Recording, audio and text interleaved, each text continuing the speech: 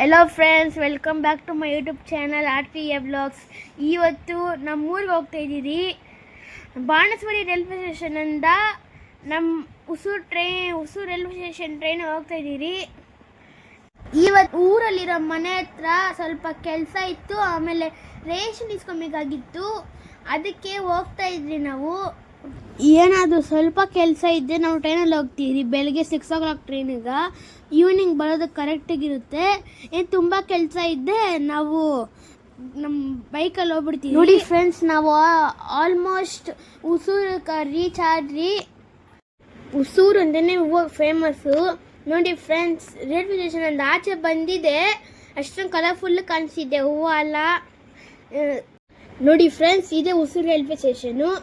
Train ಇಳಿಯೋಷ್ಟೊತ್ತಿಗೆ ನಮ್ಮ ಚಿಕ್ಕಪ್ಪ ಬಂದಿದ್ರು, ಆಮೇಲೆ ನನ್ನ ತಂಗಿ ಬಂದಿದ್ರು. ಎಲ್ಲರೂ ಟಿಫನ್ ಮಾಡ್ಕೊಂಡು ಊರ ಕಡೆಗೆ ಡೈರೆಕ್ಟ್ ಹೋದ್ರಿ. ಹೊಸೂರಿಂದ 5 kilometers ಡಿಸ್ಟೆನ್ಸಲ್ಲಿ ನಮ್ಮೂರು, ಅದೇ ನಮ್ಮ ಮನೆ ಫ್ರೆಂಡ್ಸ್. ಆಮೇಲೆ ರೇಷನ್ ಅಂಗಡಿ ಹತ್ರ ಬಂದು ಫ್ರೆಂಡ್ಸ್, ಅಲ್ಲಿ ರೇಷನ್ ಇತ್ತು. ಅಲ್ಲಿ ನನ್ನ ತಂಗಿನ ಆಡಿಸ್ತಾ ಇದ್ದೆ. ನಮ್ಮ ಅಪ್ಪ ನಮ್ಮ ಚಿಕ್ಕಪ್ಪ ಎಲ್ಲರೂ ರೇಷನ್ ಇಸ್ಕೊತಾ ಇದ್ರು. ನನ್ನ ತಂಗಿ ಜೊತೆ ಟೈಮ್ ಸ್ಪೆಂಡ್ ಮಾಡ್ಕೊಂಡು 5:30 ಟ್ರೈನಿಗೆ ರಿಟರ್ನ್ ಆದ್ರಿ. ಬಾಣಸ್ವಾಡಿ ರೈಲ್ವೆ ಸ್ಟೇಷನ್ ಇಲ್ದಿದೆ, ಡೈರೆಕ್ಟ್ ಕಮ್ಮಲಿಗೆ ಹೋದ್ವಿ. ಮಳೆ ಜೋರಿಗೆ ಬರ್ತಾಯಿತ್ತು. ಚಿಕನ್ ರೈಸ್ ತಿನ್ಕೊಂಡು ಹಂಗೆ ನಾವು ಹೊಟ್ರಿ.